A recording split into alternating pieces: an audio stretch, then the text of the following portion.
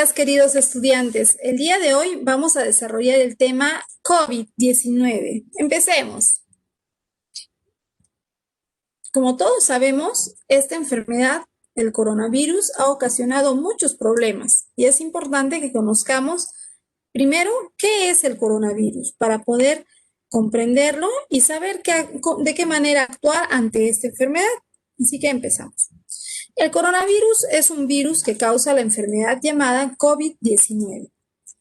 Este virus surgió en la provincia china de Wuhan en diciembre del 2019 y de ahí se difundió a todo el mundo, principalmente gracias a la globalización, donde todas las personas nos comunicamos por diversos medios de transporte y eso favoreció a que el virus se difunda muy rápidamente.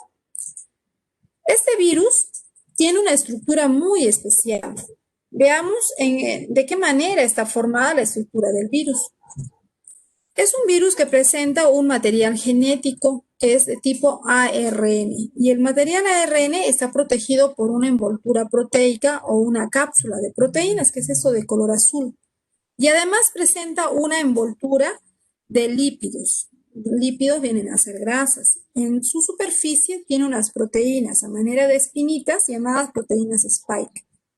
De esa manera, el virus, gracias a sus proteínas spike, va a tener una capacidad de unirse con las células que ataca en nuestro cuerpo, que son células del epitelio respiratorio. Una persona que está infectada estornuda y libera en las gotículas de saliva, libera miles de virus que viajan en el aire y que pueden ingresar por la vía respiratoria a otra persona sana. Entonces los virus llegan hasta la vía respiratoria y en el epitelio respiratorio mira lo que hace el virus. Utiliza su proteína spike que funciona como una llavecita y que se une a un receptor de nuestras células que funciona como cerradura, permitiendo de esta manera que el virus pueda ingresar a nuestras células. Es así que la estructura de este virus está muy bien adaptada para causarnos la infección. Entonces, si nosotros reconocemos la estructura del virus, vamos a poder encontrar las siguientes partes. Recordamos cuáles son esas partes importantes. El ácido nucleico, que es de tipo ARN. Tiene una cápside y tiene una cápside de proteínas y tiene una envoltura. En esa envoltura presenta las proteínas spike. Esas proteínas S o proteínas spike se unen a receptores ECA2 o también llamado AC2 en nuestras células. Los receptores ECA2 son como cerraduras donde la proteína spike entra y se encaja. Entonces, al encajarse, permite que el virus pueda ingresar a nuestras células. De esa manera ocurre la infección. Aquí hay un dato interesante también a tener en cuenta. El dato interesante es que el virus llamado COVID-19 o SARS-CoV-2 es un virus que tiene como material genético el ARN. El ARN es un material genético, un ácido nucleico formado por una sola cadena. Y debido a que tiene una sola cadena, este tipo de virus con una sola cadena tienen una alta capacidad de mutabilidad, es decir, que puede sufrir rápidamente una mutación y por lo tanto al sufrir una mutación puede tener cambios muy drásticos, donde se cambia, donde se transforma y puede causar terribles enfermedades. De un coronavirus tipo 1 que podríamos haber conocido, puede haber coronavirus tipo 2, 3, 4, 5, lo cual va a dificultar a los científicos la elaboración de una vacuna, porque de repente elaboran la vacuna para el coronavirus tipo 1, pero como ya sufrió mutación, para esa vacuna no es efectiva para los coronavirus tipo 2 o 3. Hoy en día se habla de estos coronavirus que han sufrido ya mutaciones como variedades con nombres de países, ¿no? Ya se ha encontrado, por ejemplo, el genoma del coronavirus tipo Perú, que tiene algunas mutaciones que han surgido en la población peruana. Hay el coronavirus de Italia, de China, de España y hay uno que ya es de Perú, ¿no? Entonces, y así en cada país se están evidenciando a través del mapeo genético, se está evidenciando estas mutaciones que está teniendo. Por eso, la idea de obtener una vacuna lo más pronto posible es muy importante porque cuanto más pronto se pueda detener la propagación, se va a evitar de que el virus sufra más mutaciones.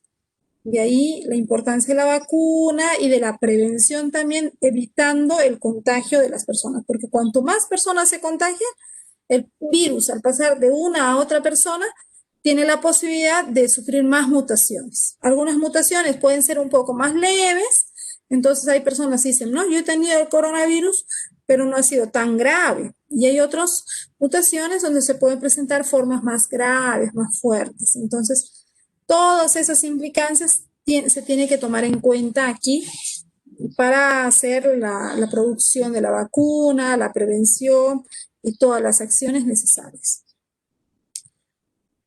¿Cómo es que se transmite el COVID? Seguramente todos ustedes lo pueden decir. A ver si alguno de ustedes desea participar y decirme cómo se transmite el COVID-19.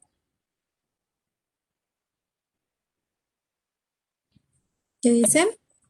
Hola, profesora. Muy A buenos ver, días. Neyer. Buenos días, Neyer. Buenos días. Yo, profesor, creo que Pueden la participar. manera de transmisión podría ser mediante el estornudo, mediante las gotitas de agua que botamos, estornudar al ambiente. Y la persona infectada, pues, las arroja al ambiente y la persona que todavía no tiene el virus las absorbe al respirar. Muy bien, Neyer, excelente. Lo has dicho en forma perfecta. Efectivamente, los estornudos son una excelente forma de contagio de esta enfermedad.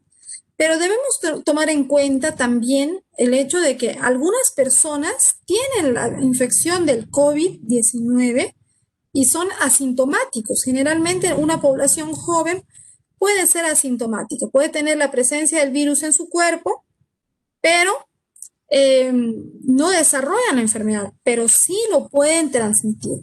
Y ese es el caso que vamos a ver en este video. Puedes observar, mira, él ha estornudado una cosita así simple, como digamos el polvo, pero en su mano ya ha dejado los virus. Y con esa mano llena de virus, mira, ve, pone su dedito para sacar la huella digital y poner su asistencia en la empresa donde trabaja. Llega con esas manos que ya están contaminadas, va a tocar los botones del ascensor, la pared, puede ser la baranda, para subir las escaleras, la perilla de la puerta, su celular, lógicamente, y está viendo algo muy gracioso seguramente y lo va a compartir con sus amistades. Y todos lo ven sano, él no está tosiendo, está en óptimas condiciones y todas sus amistades empiezan a coger el celular para ver y qué pasa, pues se contagian, incluso se llevan la mano a la cara, va a tocar su taza, el teclado de la laptop, los documentos, y entonces el virus se está transmitiendo de persona a persona. El contacto, la forma de contagio es un contacto directo, de persona enferma a persona o de persona contagiada o que presenta el virus a personas que no lo tienen por contacto directo, ¿ya? Y no solamente es por la nariz, también es por la boca y por los ojos. Veo que han escrito unas cositas en el chat, a ver, me dice, uno por comer con una cuchara que no está bien lavada, claro. Si de repente estuviéramos comiendo en un restaurante y no, pues la cuchara no ha sido bien lavada o los vasos, ¿no? Donde te sirven el refresco no han sido adecuadamente lavados, solamente lo han limpiado y está, pues, alguien lo usó antes con COVID, pues puede ser una forma de contagio. Entonces, por eso es que hoy en día se tiene que tomar mayores medidas de cuidado. Aquí uno de sus compañeros pregunta cuáles son las condiciones para que el virus mute. Este virus, lo mismo que todos los virus, toman como principal condición para sufrir mutaciones, número uno, el hecho de que tenga ARN nada más. Los virus que son de tipo ADN, que existen virus de tipo ADN, son virus que mutan, pero muy lentamente porque el ADN está formado por dos cadenas. Es más difícil que haga la mutación en dos cadenas. En cambio, los virus que tienen una sola cadena, que son los virus de tipo ARN, estos tienen una alta tasa de mutabilidad. Un ejemplo de esto es el virus de la polio. El virus de la polio es un virus que la polio o poliomielitis es una enfermedad que causa parálisis muscular y afecta sobre todo a niños pequeños. En la década de los 50, en 1950 aproximadamente, había una gran cantidad, una gran población de personas, niños que tenían polio, pero la polio ya se conocía desde la época de los egipcios, ya había personas con polio, personas con parálisis, que tenían que usar muletas, que tenían muchos problemas para movilizarse y tenían una muerte jóvenes. Entonces era una enfermedad muy inhabilitante y muy terrible. Más que todo ver a un niño que estaba bien, que nació sano, jugaba, corría, hacía sus cositas, y de pronto tenga esa parálisis. Era muy, muy triste. Entonces Jonas Salk, un médico norteamericano, elaboró la primera vacuna, que era la vacuna contra la polio. La puso a la población. Sin embargo, aunque muchos habían recibido la vacuna, habiendo recibido la vacuna, desarrollaban la polio. ¿Por qué? Porque esos que estaban protegidos de repente contra el virus polio 1, pero no contra el polio 2 y polio 3. Así que Jonas Salk se demoró otros 10 años en elaborar la otra vacuna que tenía polio 2 y polio 3. Y ahí hizo una vacuna que se llama la triple polio, porque pone los tres tipos de virus para los tres tipos de virus. Y hoy en día este tipo de vacuna se pone al recién nacido. Apenas nace un bebito, le dan la vacunita. Esta vacunita es una gotita nada más de vacuna que le ponen en su boquita, le hacen tomar y ya está. Con eso está protegido contra la polio. Miren, no todas las vacunas son inyectables, ¿no? Una vacuna puede ser inyectable, sí, muchas son inyectables, pero algunas también se pueden consumir por vía oral. ¿Ya? Y son como escudos que nos protegen pues, de las enfermedades. Ay, a ver qué me han escrito en el chat. Me han escrito, dice, se puede transmitir mediante el contacto directo entre persona infectada y sana. El uso incorrecto, esto lo escribe Clinton, el uso incorrecto de las mascarillas, la aglomeración de personas en centros comerciales, mercados y bancos es una forma de contagio, sí. ¿Pueden contraer coronavirus las mascotas? Sí, se ha visto, se ha identificado que sí, las mascotas pueden llegar a tener COVID-19, pueden hacer algunos síntomas, pero no se ha evidenciado que sea mortal para las mascotas, o por lo menos no se ha visto, no se ha hecho estudio en tantos casos de mascotas. Veamos ahora cuáles son los síntomas. Creo que en síntomas todos conocemos estos, ¿no? El primero de los síntomas, la fiebre, que puede llegar a ser alta hasta de 39 grados centígrados. La tos seca, ese tipo de tos, ese tipo de tos. El dolor de garganta, también acompañado de dolor de cabeza, la dificultad para respirar. Creo que este es el indicador más intenso y que mayor preocupación causa al personal médico, cuando ya la persona tiene dificultad para respirar, porque si tiene fiebre, se le puede controlar la fiebre, se le puede controlar la tos, el dolor de garganta también, en cierto modo. Pero ya cuando la persona tiene dificultad para respirar, le cuesta respirar, entonces ahí generalmente usamos un instrumento llamado pulsioxímetro que sirve para medir la saturación de oxígeno en la sangre. Esto es un aparatito que se pone en el dedo y esto sirve para medir cuánto de oxígeno hay en la sangre, si está llegando suficiente oxígeno en la sangre.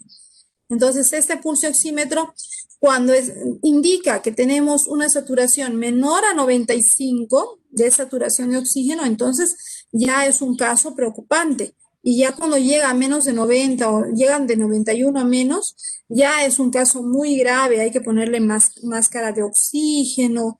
Y si baja aún más, pues va a necesitar el paciente que se le ponga un respirador artificial, es decir, introducir hasta la tráquea un tubito hasta aquí para que pueda llegar el oxígeno hasta los pulmones. Es muy, muy delicada esa situación. Ya el paciente tiene que recibir ese tipo de tratamiento con anestesia general y estar muy, muy controlado, ¿no? Las condiciones son muy controladas y es en ese momento generalmente en que tienen pues que abrirle la boca al paciente, maniobrar hasta introducir hasta aquí el respirador artificial, hasta la tráquea.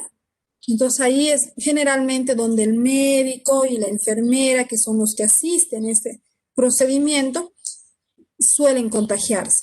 ¿Por qué? Porque tienen que estar muy, muy cerca del paciente.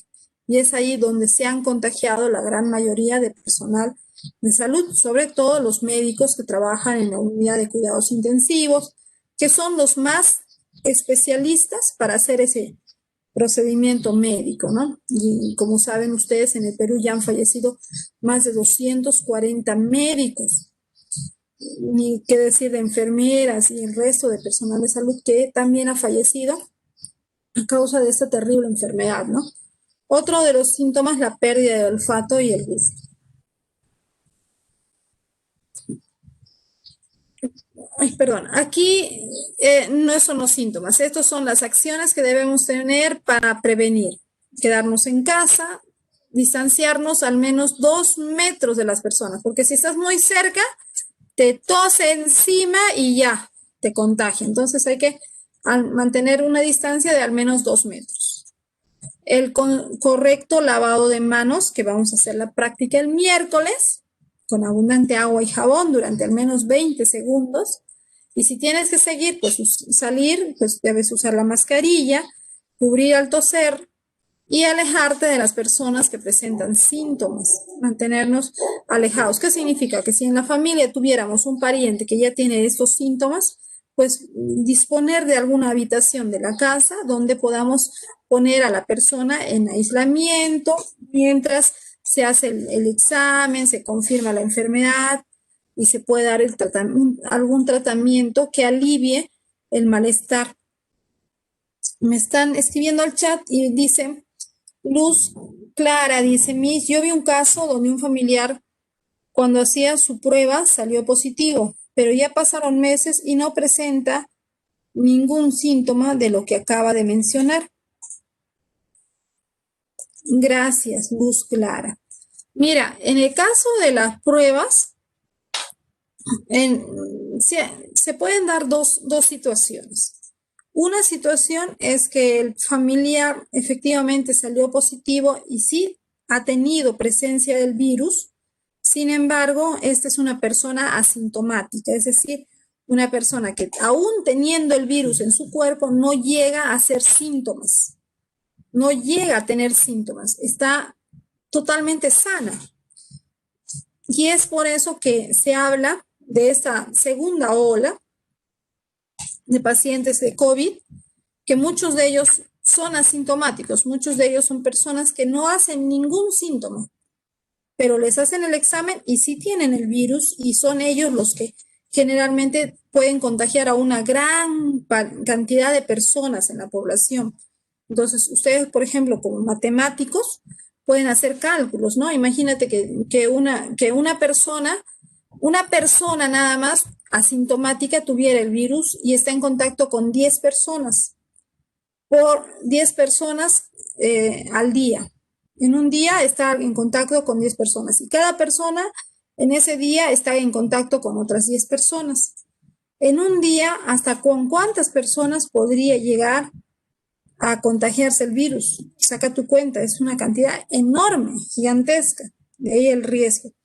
Pero también la otra situación que se ha dado en Perú y en muchos países es que algunas de las pruebas rápidas que se han hecho no han sido correctas, es decir, como que han sido pruebas que tenían fallas, que tenían errores. Entonces, a veces al comienzo de la cuarentena se tomaban algunas pruebas rápidas, salía positivo y no tenían la enfermedad, o le salía negativo y sí tenían la enfermedad.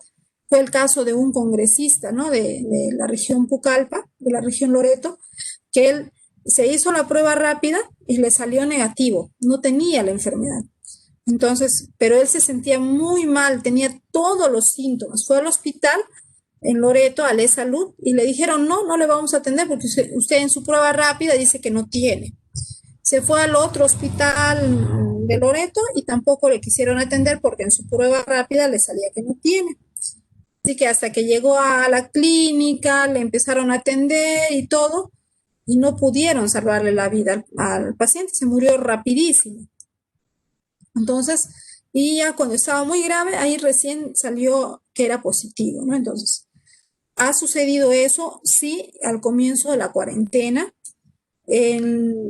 Han cambiado de proveedores el Estado peruano y parece que al menos ahora las pruebas son más confiables, pero siempre va a haber un rango de error.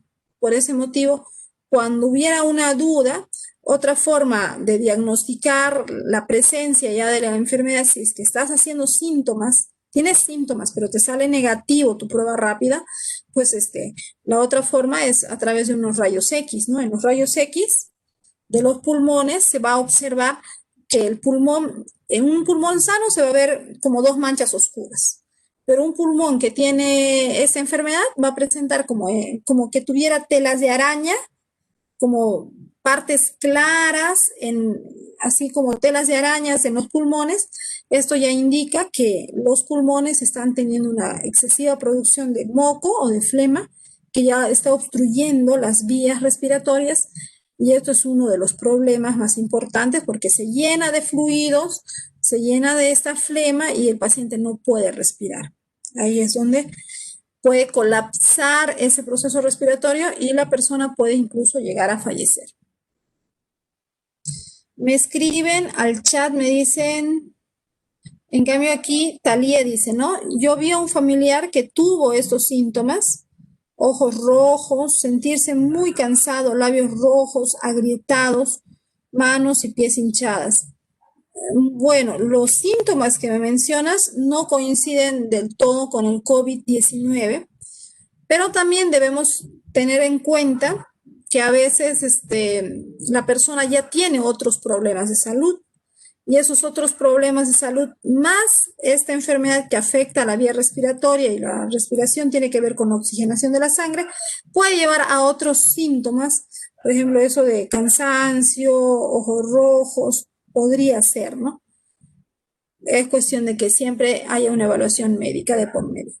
Vamos a ver cómo actúa. Una de las medidas que ha recomendado la OMS para la prevención del COVID-19 son tres medidas principales, ¿no? De prevención.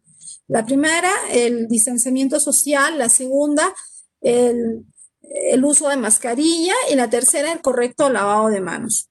Siempre se habla de este correcto de lavado de manos. ¿Y por qué lo consideran tanto? Vamos a ver qué es lo que pasa cuando nos lavamos correctamente las manos. Esto es una molécula de jabón. Una molécula de jabón tiene una parte hidrofílica, que es afín con el agua, y una parte hidrofóbica, que es la colita, que es afín con las grasas. Ahí está. Y se juntan y forman como burbujitas. Esto sería una burbujita de jabón. Ahí está la burbujita de jabón. Ahora vamos a ver al virus. El virus tiene el ácido nucleico y tiene esta parte rosada que es la membrana lipídica, que es grasa. El agua pasa y no le pasa nada a la membrana. Pero si tú usas jabón, mira qué pasa cuando usas jabón. El jabón que tiene la parte de la colita, esta parte que está dentro de la burbujita, que es afín con las grasas, se une con la suciedad, que son esas cositas amarillas, pero también ese jabón se va a unir con la membrana del virus y lo va a romper la membrana del virus. Y entonces, al romper la membrana del virus, el virus queda expuesto y ya no nos puede causar la enfermedad. O sea, el ácido nucleico del virus queda expuesto y ya no nos puede causar la enfermedad. Esta es la explicación científica de por qué el jabón sí es un agente efectivo para combatir al COVID-19. Y de repente, en Perú y muchos países donde el lavado de manos no ha sido una práctica continua, el contagio del COVID ha sido muy acelerado, muy masivo, a pesar de las medidas de contención que haya tenido el gobierno. Y en cambio, países como Suiza, que no han hecho cuarentena, no han guardado en ni un momento la cuarentena, son países donde prácticamente no se ha manifestado la pandemia, ¿no? Las personas han seguido haciendo y siguen haciendo su vida con total regularidad.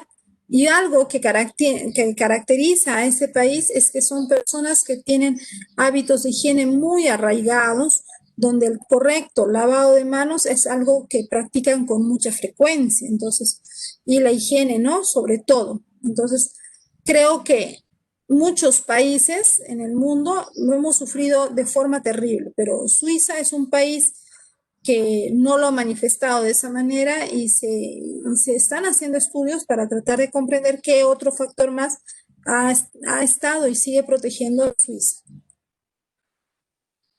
¿Cómo podemos destruir al virus? Es una pregunta frecuente. Las formas de destruir al virus o a qué le tiene miedo este virus es a tres factores. El virus del COVID-19 y cualquier virus son sensibles a tres cosas. Al agua hervida.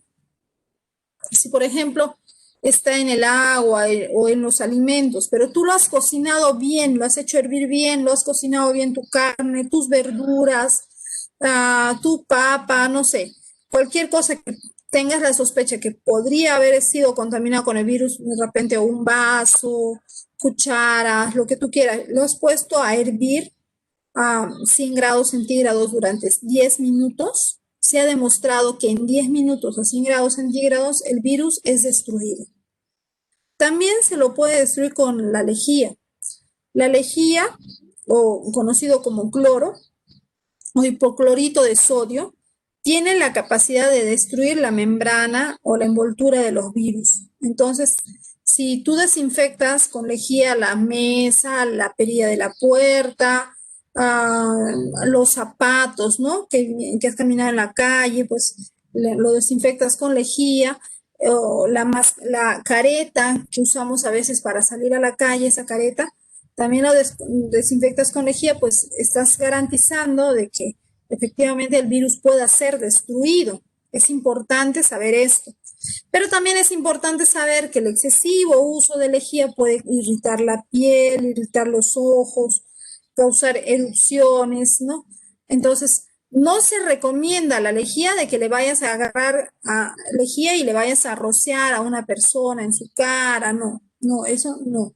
Pero sí es muy buena para desinfectar superficies, diferentes tipos de superficies se desinfectan con lejía, o si has traído cosas del supermercado, has comprado juguetes, por ejemplo, para Navidad, ¿no? Has comprado adornos que vas a usar en la casa, entonces puedes limpiarlos con un trapo con lejía o esparcirles, chisetearles con lejía y luego limpiarlos o lavarlos. Entonces te estás protegiendo y estás protegiendo a tu familia. También la radiación es muy buena para combatir el COVID o los virus, porque la radiación afecta directamente al ácido nucleico del virus. En Lima, lo mismo que en muchos países, se está utilizando radiación.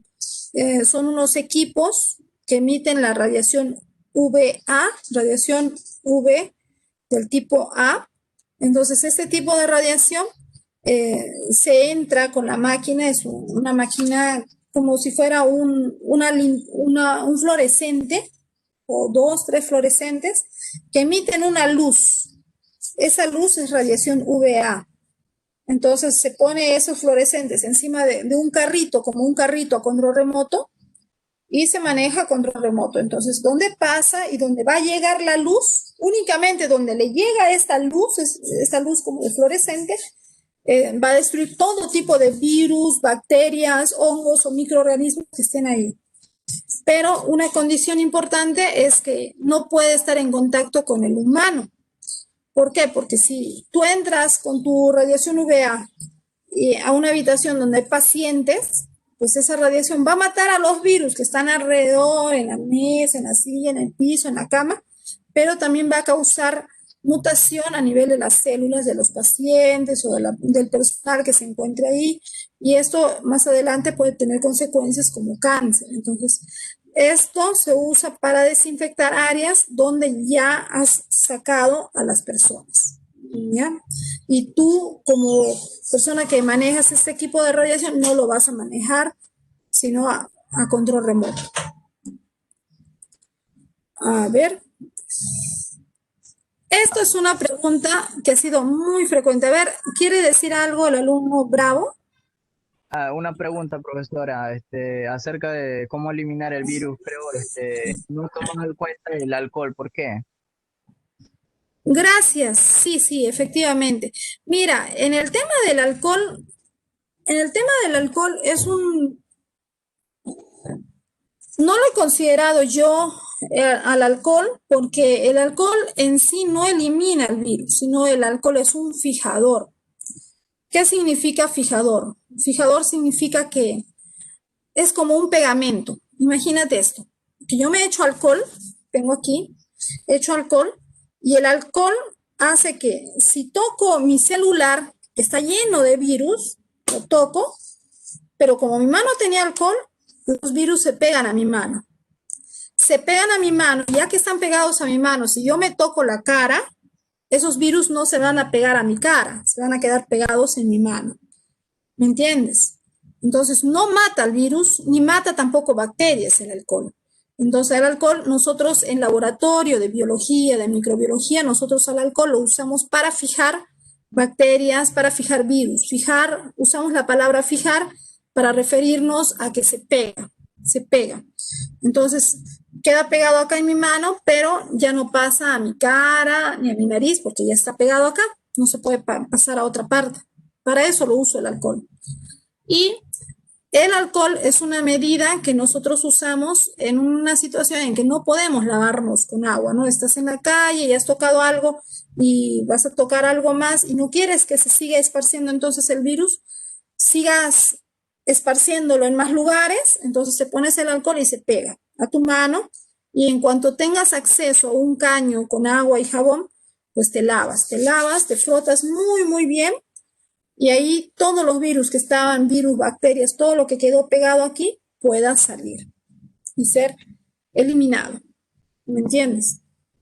Por eso es que el alcohol es una medida de emergencia para prevenir el contagio, en cierto modo, pero no es la más recomendada, no, no. El personal de salud principalmente no lo recomienda mucho. Ya se ha Mi- tomado eso como medida ya de, bueno, hay que darle alguna solución ante una situación de que la gente en las grandes ciudades sale de su casa y está mucho, mucho tiempo fuera y no va a encontrar un medio donde poder lavarse las manos correctamente y bueno, usa alcohol, ¿no?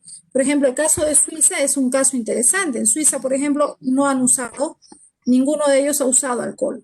Ellos no han usado alcohol como medida para el COVID, solamente han usado agua y jabón y eso es algo que ha sido evidenciado por la OMS. Entonces, de repente, ese ha sido nuestro error, ¿no? Yo pensándolo, yéndola a una idea más crítica, digo, ¿no? ¿Por qué en Perú, que hemos tomado tantas medidas, el virus se ha esparcido de una manera tan desastrosa y ha causado tanto daño en las familias? Tal vez el hecho de que nos hayan dicho usen alcohol, la gente pues agarraba alcohol, se desinfectaba y ya decía, no, ya no hay peligro y con esa mano comía y se llevaba la mano a la boca y ahí nosotros los peruanos pues que somos am, muy emocionales, agarramos algo, comemos hasta lo chupamos hasta el último huesito y con todo el virus nos hemos estado contagiando, nos hemos confiado, ¿no?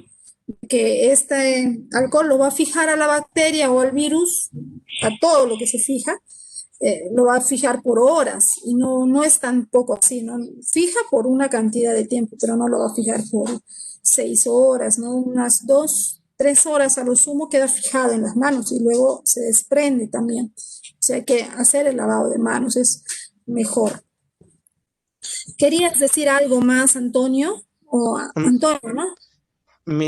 una pregunta. Se había escuchado que el óxido de cloro también como vacuna ante el Ah, COVID. gracias, Antonio. Sí, si hablamos de tratamiento, justo a Es esa Anthony, mis parte, disculpen. sí. Mi nombre es Anthony, no Antonio. Ah, ya, Anthony, discúlpame, Anthony. Gracias, Anthony, por tu pregunta. Mira, sí, efectivamente, en cuanto al óxido de cloro, ha sido una propuesta de tratamiento para el COVID-19, una de muchas propuestas, no ha sido la única. Pero yéndonos al tema, basándonos en los hechos y en las evidencias al momento actual, ¿ya? La primera propuesta de cura para el COVID-19 fue la hidroxicloroquina. La hidroxicloroquina es un fármaco que se extrae del árbol de la quina, que es el producto que se llama quinina, y de ese hay un derivado que es hidroxicloroquina, ¿no? Entonces, al comienzo de la pandemia se habló mucho de la hidroxicloroquina que podía ser aplicada en pacientes con COVID. En China se utilizó muchísimo tratamiento con hidroxicloroquina. Lo cierto es que al final se dieron cuenta, luego de experimentar con los pacientes, de darles ese tratamiento y de ver el cambio, se evidenció de que no les había hecho efecto, no les había curado, sino al contrario, porque le dieron el fármaco que no estaba adecuado para ellos, les ocasionó otros problemas de salud. Ustedes habrán visto en las noticias un médico chino que estuvo, creo, 30 días intubado con respirador artificial, se recuperó, pero su piel era negra. Él era un hombre de piel amarilla, como que es el color de piel del chino, pero volvió negro, estaba con la piel negra. Y esto, cuando lo examinaron, descubrieron que era porque la hidroxicloroquina, con lo que le habían tratado, había afectado mucho el hígado, ¿no? Con la liberación de bilirrubina. Y finalmente el paciente, a pesar de que salió de cuidados intensivos, se recuperó, estuvo bien por un tiempo corto de una semana y luego falleció. Entonces, eso fue un caso.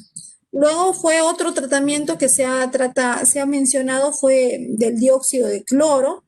En el caso del dióxido de cloro, la evidencia médica que se ha hecho en pacientes ha mostrado más casos de personas intoxicadas y que definitivamente no cura.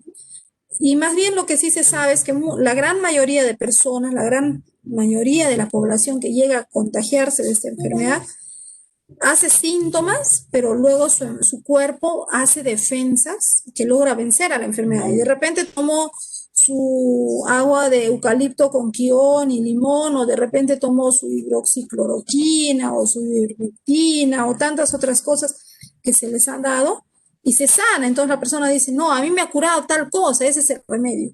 Cuando no están haciendo un estudio científico claro, porque es lo que la persona cree, que en realidad no se sanó por eso, sino que se sanó porque su cuerpo hizo las defensas. ¿Me entiendes? Entonces, ahí hay que tener cuidado. De repente conoces a alguien que ha tomado esto y se ha sanado, pero no se sanó. ¿Y qué es lo que dicen los médicos? No se sanó porque haya tomado eso, sino se sanó porque su cuerpo hizo defensas. Un caso bien claro de este tema es la ivermectina. El Ministerio de Salud en el Perú, en Ecuador y en la gran cantidad de países del mundo, después de la hidroxicloroquina, empezó a usar ivermectina. Había un buen grupo de médicos que decían que no lo usen, pero lo han usado. Y en Loreto, en Pucallpa, se ha visto, ¿no?, un consumo masivo de ivermectina, pero y se han sanado las personas luego de un tiempo, dijeron era la cura, pero ahora que se ha terminado de hacer toda la investigación controlada en pacientes, se ha visto que la ivermectina no cura del coronavirus, sino que es un fármaco más que le estás dando, pero las personas que se curan porque su cuerpo logra vencer la enfermedad. Entonces ahí hay que tener cuidado. Chicos, ahorita estoy viendo que ya estamos en tiempo.